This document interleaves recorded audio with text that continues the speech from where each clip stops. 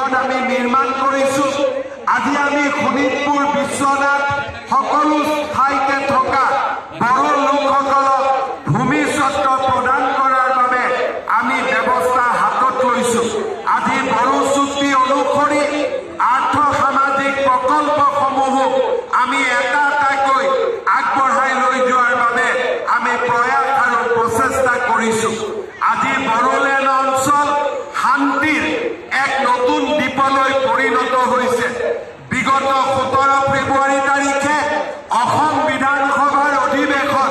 কোকৰাঝাৰত অনুষ্ঠিত কৰি বড়োলেণ্ডৰ ৰাইজে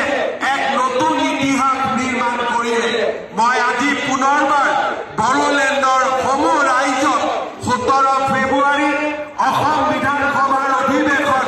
কোকৰাঝাৰত অনুষ্ঠিত কৰাৰ যি সহযোগিতা আগবঢ়ালে তাৰ বাবে মই পুনৰ এবাৰ আপোনালোকক ধন্যবাদ আৰু অভিনন্দন জ্ঞাপন কৰিছো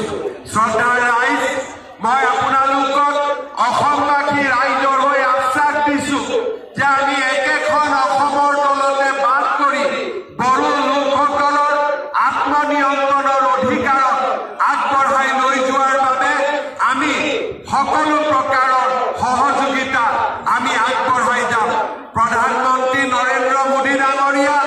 আৰু গৃহমন্ত্ৰী অমিত শ্বাহ ডাঙৰীয়াৰ নেতৃত্বত আমি বিটিআৰত সমৃদ্ধ